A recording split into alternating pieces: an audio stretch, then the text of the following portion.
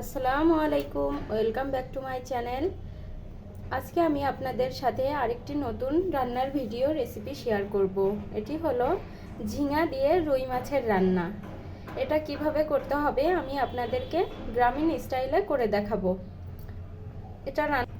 এটা রান্না করতে আপনাদের ফ্রাই প্যান বা অন্য যে কোনো সুন্দর পাতিলের দরকার পড়বে না। আপনারা সাধারণ কড়াইতে এটা করতে পারবেন। এটা রান্না করতে আমার যা যা উপকরণ লাগবে সেগুলো হলো ঝিঙা নিয়েছি হাফ কেজি, নিয়েছি কাঁচামরিচ ফালি, একটা রসুনের কোয়া কুচি করে নিয়েছি, একটা বড় সাইজের পেঁয়াজ কুচি, আর লাগবে সরিষা বাটা, মরিচ ফালি করাটা নিয়েছি, কাজে আমি মরিচ বাটাটা নিব না। আর থাকবে কাঁচা পেঁয়াজ, সাথে এক দুইটা রসুন দিয়ে বাটা আছে। এখানে আছে জিরা বাটা। আমি সব পরিমাণটা ইউজ করব না, এখানে আমি যতটুকু প্রয়োজন ততটুকু রান্নাতে ব্যবহার করব। এটা আমি বেটে ফ্রোজেন করে রাখি যাতে শর্টকাটে ঝটপট রান্না করা যায়। আর লাগছে রুই মাছ। এখানে আমি রুই মাছের মাথা, লেজ এবং পিঠের মোটা অংশটা ভালো করে ভাজি করে রেখে দিয়েছি।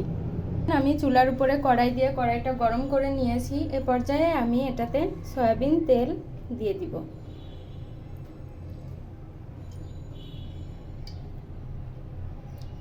আপনারা তেল বেশি খাইলে তেল বেশি করে দিতে পারেন, আমি বেশি দিব না। তেলটা গরম হয়ে গিয়েছে। এখন আমি পেঁয়াজটা দিয়ে দিচ্ছি। পেঁয়াজটা সুন্দর করে ভাজি করে নিতে হবে। একটু ব্রাউন কালার করে আমি পেঁয়াজটাকে ভাজি করে নিব। এভাবে মাঝে মাঝে একটু নাড়াচাড়া করে দিব। ব্রাউন হওয়া পর্যন্ত অপেক্ষা করছি। এ পর্যায়ে আমি রসুন কুচিটা দিয়ে দিব যাতে ভালোভাবে ভাজিটা হয়ে যায়। রসুন দেখুন পেঁয়াজটা ব্রাউন হয়ে আসছে। এ পর্যায়ে আমি একটা স্ট্রং জিরের ফ্লেভারের জন্য এই যে সামান্য পরিমাণ জিরে তেলের উপরে দিয়ে দিব। যেহেতু আমি বাটা জিরেটা ব্যবহার করব, এ কারণে বেশি জিরে দিব না। এটা আমি দিয়েছি জাস্ট ফ্লেভারটা আসার জন্য। আপনারা চাইলে এটা নাও দিতে পারেন। লাল হয়ে এসেছে সম্পূর্ণভাবে পেঁয়াজটা। এখন আমি ঝিঙাটা দিয়ে দিব। ঝিঙে পেঁয়াজে এবার সেটা নাড়াচাড়া করে দিব যাতে পেঁয়াজটা না পুড়ে যায়।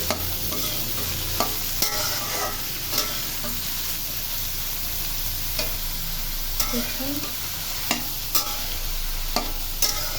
এই রান্নাটা আমি করি যখন আমার শিলপাটা বা ব্লেন্ডার ব্যবহার করে কোনো মশলা বাটতে ইচ্ছা না করে, তখন আমি ফ্রোজেন মশলাগুলো দিয়ে ঝটপট রান্নাটা করি।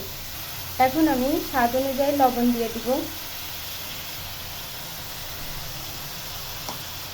দিয়ে দিলাম সামান্য হলুদ।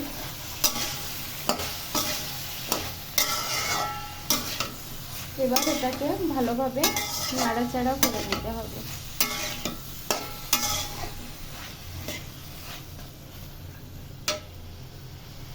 এবার আমি সামান্য পানি দিয়ে নিব।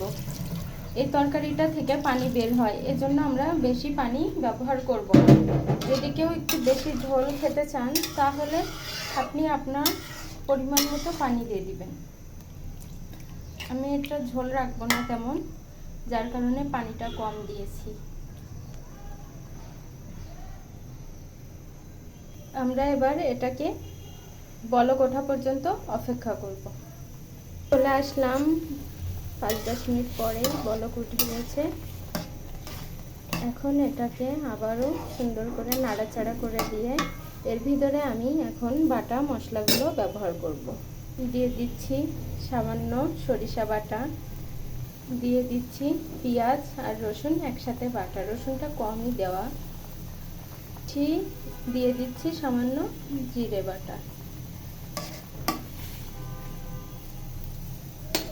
কাঁচামরিচ ফালিটা প্রথমেই দিতে হতো, আমি এটা ভুলে গিয়েছিলাম, সরি। আপনারা এটা ঝিঙের সাথে সাথেই দিয়ে দিবেন। সুন্দর করে মিক্সড করে নেবেন। ঝিঙের সাথে সাথে দিলেই ভালো হয় মরিচটা। আমি যেহেতু ভুলে গিয়েছিলাম এজন্য মাঝামাঝি সময়ে দিলাম। এ পর্যায়ে আমরা একটু ঢাকনা দিয়ে ঢেকে দিব। এখন আমি এটা ঢাকনা দিয়ে ঢেকে দিচ্ছি। কিছুক্ষণ পর ঢাকনাটা তুলে আবার একটু নাড়াচাড়া করে দিব। দিয়ে দেওয়াই ভালো, যেহেতু মাছে একটু জাল লাগবে বেশি। মাছটা সুন্দরভাবে জাল না হলে ভালো লাগবে না খেতে। আমার ক্যামেরার জন্য হলুদটা সেভাবে বোঝা যাচ্ছে না, কিন্তু কালারটা ঠিক আছে। মাছ দিয়ে দিব।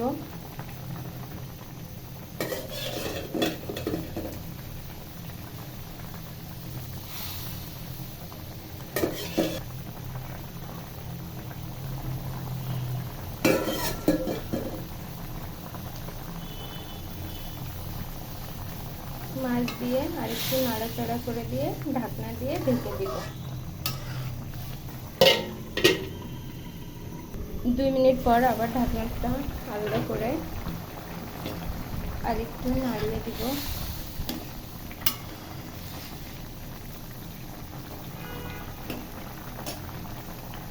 আবার ঢেকে দিলাম। ফিরে আসলাম 7 মিনিট পর।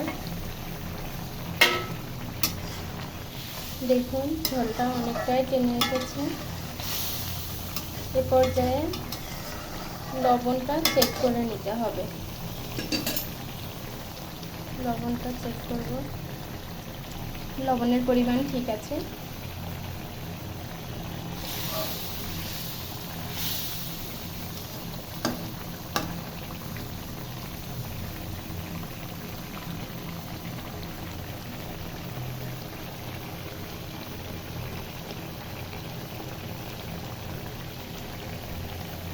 তো ঠিকঠাক কালারটা আসতেছে না, পশ্চিম সাইড থেকে রোদ আসছে তো, যার কারণে কালারটা বোঝা যাচ্ছে না।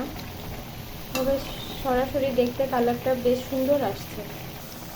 আমি ঝোলটা আর কমাবো না, এ পর্যায়ে চুলার জালটা বন্ধ করে দিব।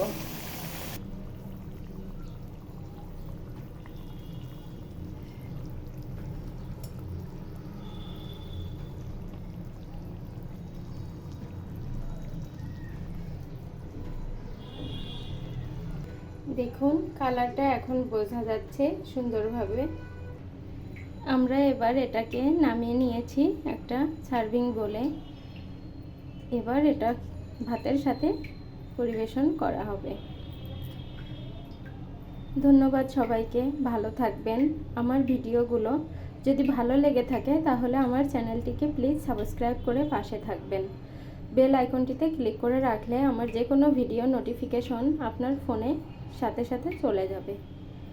আমি গ্রামীণ স্টাইলেই রান্নাবান্না করার চেষ্টা করি। যাদের এইভাবে রান্না করা পছন্দ তারা আমার ভিডিওগুলো দেখতে পারেন। আল্লাহ হাফেজ।